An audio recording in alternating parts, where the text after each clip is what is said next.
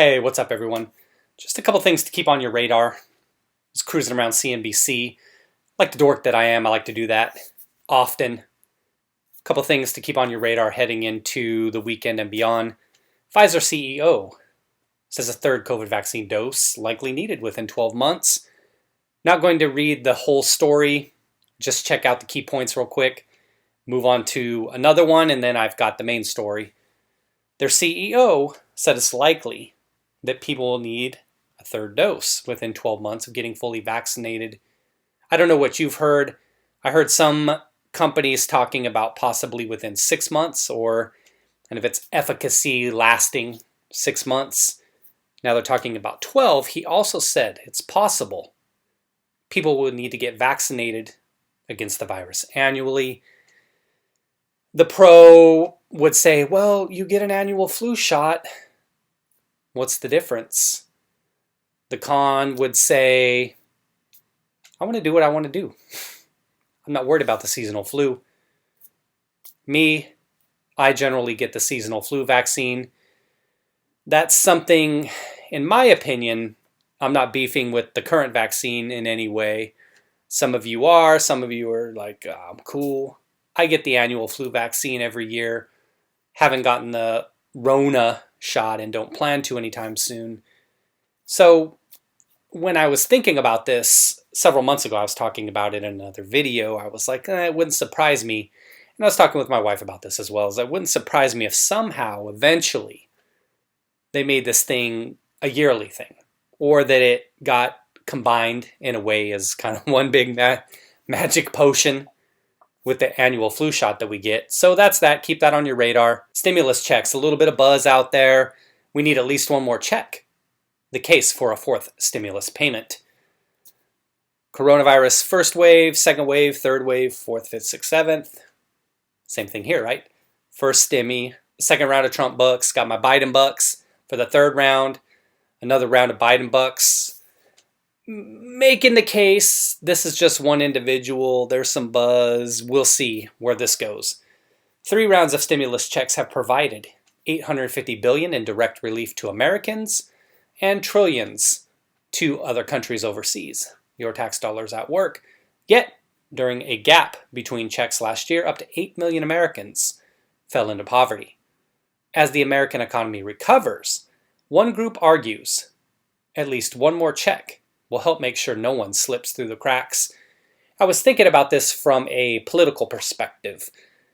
We know as we were getting closer to 2020's election, Trump was trying to push through, I can't recall the number, if he was trying to get another 12 or if he was going straight for the 2,000 at that time.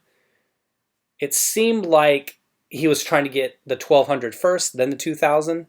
But again, I could be off a little bit on that. But obviously, it would have looked great for him politically had he been able to score $2,000 checks for everyone rather than the $600 that he ended up getting in the second round.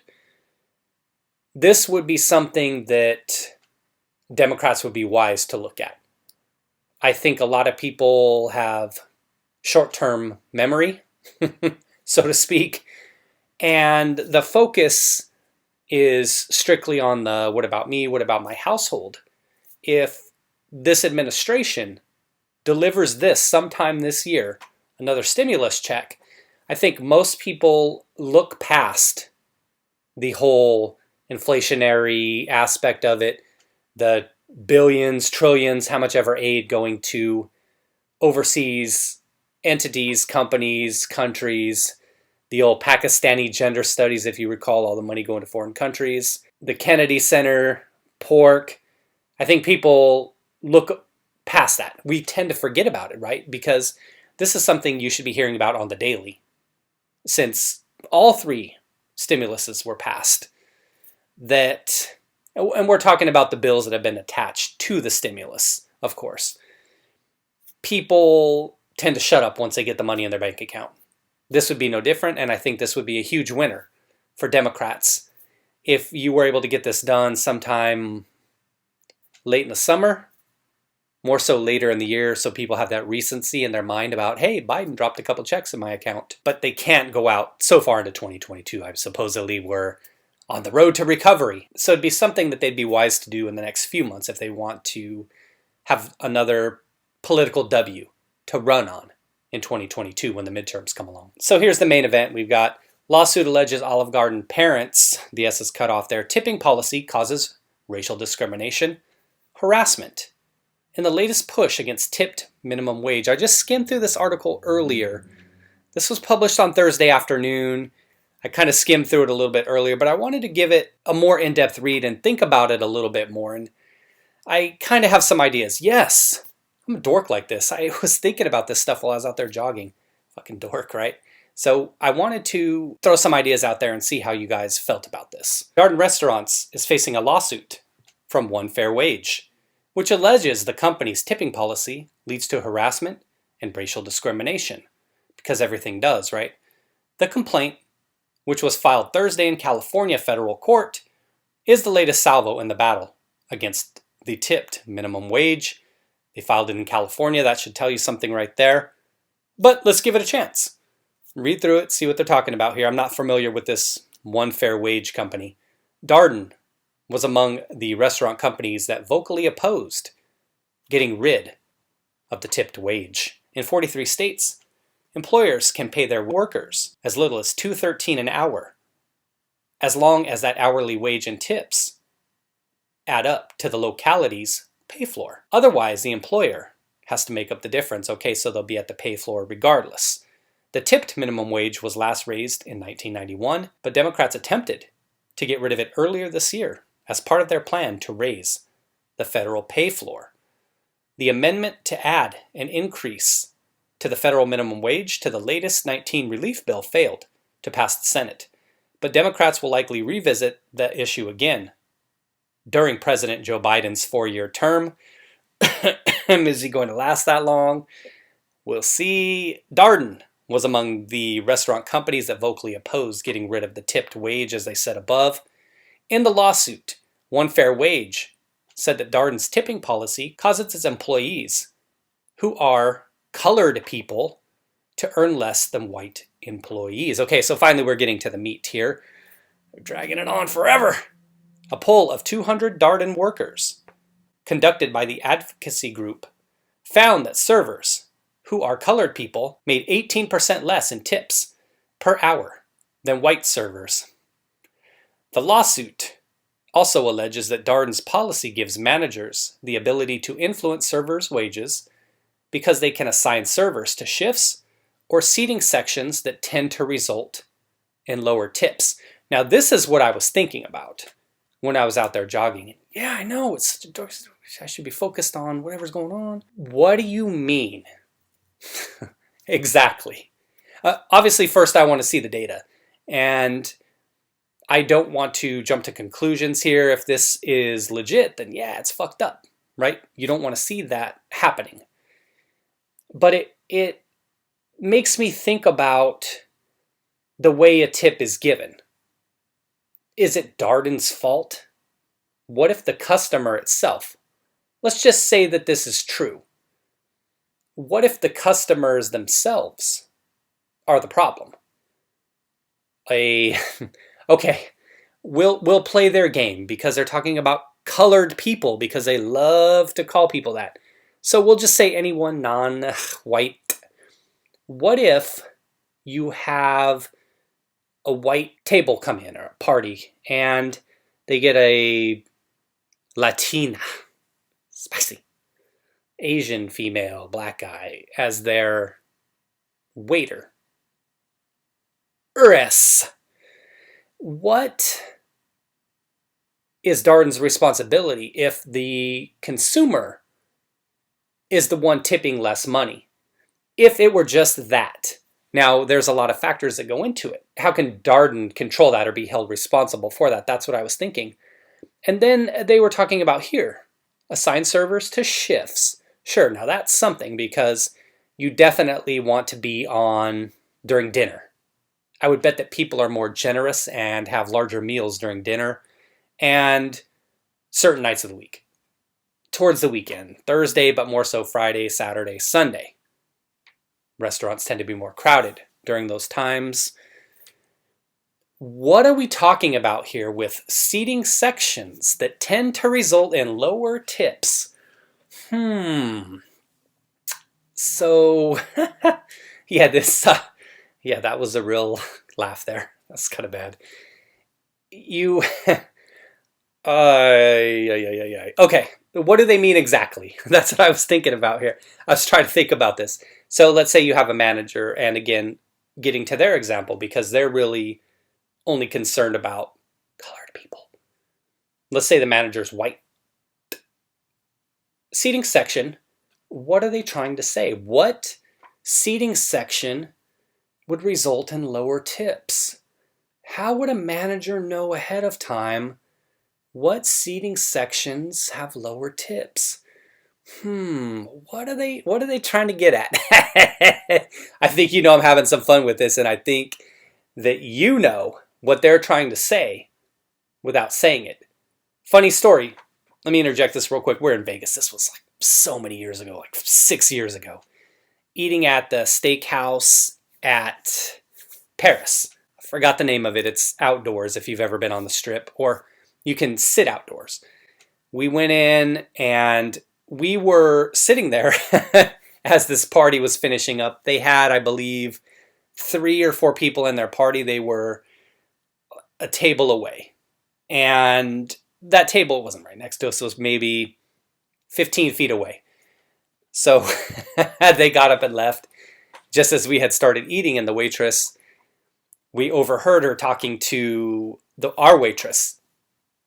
And she said, they only left me a 37-cent tip. These people ran up, I believe, this was just from what I overheard, and we talked to the waitress a little bit afterwards, close to a $100 bill, a 37-cent tip. That's fucked up. Now, it could have been a situation where the service was really terrible. We came in, we don't know what was going on because we came in pretty much as they were wrapping everything up. But that just goes to show, and I'll let you think about what the ethnicity was of the waitress and what were the ethnicities of the party. Again, it was 3 or 4, I want to say it was just 3 people at the table over there. You think about that for a little bit. A 37-cent tip on essentially a $100 bill. Let's get back to this. The complaint said that servers who are paid less than minimum wage experience more harassment than waitstaff who work in localities that require Darden to pay them the minimum wage based on the survey completed by One Fair Wage. And remember, One Fair Wage is an advocacy group, so they in no way have an agenda here. But it says the complaint said that servers who are paid less than minimum wage experience more harassment than waitstaff who work in localities that require Darden to pay them the minimum wage. But I thought that we learned above that all areas, localities they call them here, have a floor. But is the floor lower than the minimum wage? In some, and they're talking about the federal minimum wage, I imagine. Are you telling me there's some localities where the minimum wage is lower than the federal minimum wage? Let's read a little bit more. The cash wage policy is the direct cause, or at least a motivating cause, of this disparate impact, the complaint said. Managers may tell their servers to dress more suggestively to earn higher tips and turn a blind eye to harassment in order to keep the customer happy. Customer problem, again, it's what I said. What do you want Darden to do with these specific things? That being said, what manager out there in this day and age, what dipshit is going to tell his, and let's assume this will be a female, hey girl, maybe you should wear that lower cut, let a couple buttons down, wear that tighter skirt. I know there are some managers out there that are stupid enough to do this, but come on. 2021, you would think that people would understand that that stuff doesn't fly anymore. That being said, I'd be interested to know who would get a higher wage or who would get more in tips. Male waitresses or female waiters? My guess is that females would get more tips because you know.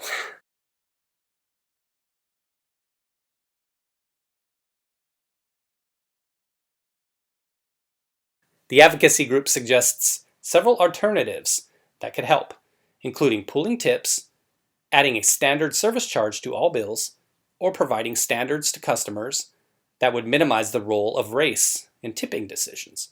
Darden's current corporate policy allegedly does not allow managers to use different tipping systems. To be clear, this is not about Darden. Okay, now we're getting somewhere.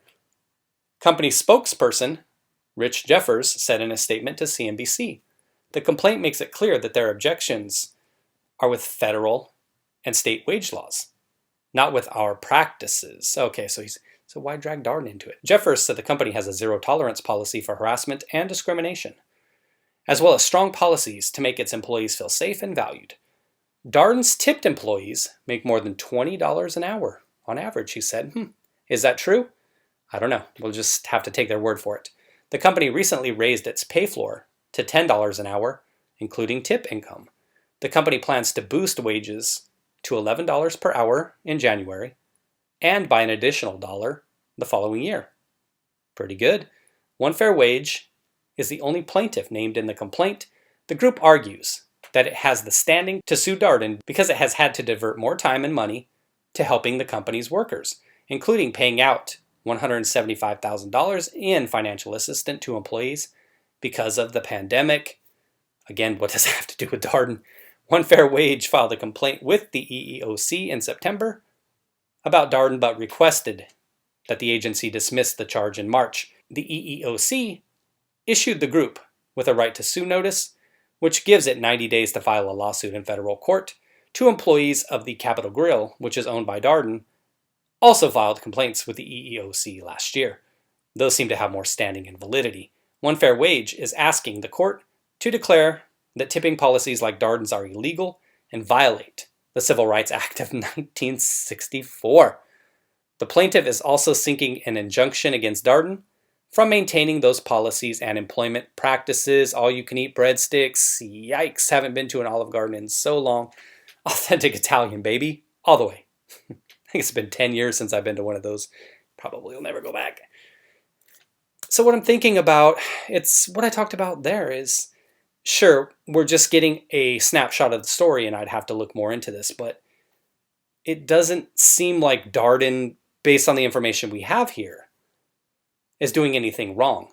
The statistics may be what they are, and that sucks if that's the case. Certainly, the company wants to look at ways of trying to prevent that, and that pooling of tips is a great idea. I've always kind of thought that recently that most restaurants do that. In the past few years, it seemed like I caught wind of something where that was a thing. I don't know. I apparently I'm off on that. Apparently that isn't a thing. But pooling tips, that certainly would be a good thing. But then again, that would reward individuals who don't work as hard. Because you know how it is. Regardless of what they are, what gender, whatever race, you've had servers in your day that have been superstars, right? You're like, holy fuck, let me go above 15, 20%. Let me drop a huge amount for them. Then you've had servers that are pieces of shit. And you can tell they're just trying to get through the day, doing the bare minimum amount of work, never check on you. People like that, zero tip. Shh. That seems to reward those lazy individuals to continue with their crappy behavior. Getting back to it though, so how do you deal with the ism, if there is that, in customers? Or could it be a matter of, like they said above, lower tipping sections, whatever those may be? Shh, who's historically tipping less? I don't know, I'm not going to venture to guess, but people are cheap. I think based on what I've seen here, Darden is trying to do something. And look, tipped employees make $20 an hour on average, more. Or more, they say. That's interesting. Pretty good pay, right? Lots of things to think about. Thanks for watching, everybody. You have any ideas about this? Some thoughts? Am I thinking about this wrong? I don't know. Am I missing something here? Maybe individuals that have worked in the restaurant field, any input that you have? Thanks for watching, everybody. Take care and be well. And if your server gives you good service, tip them well. More than 37 cents.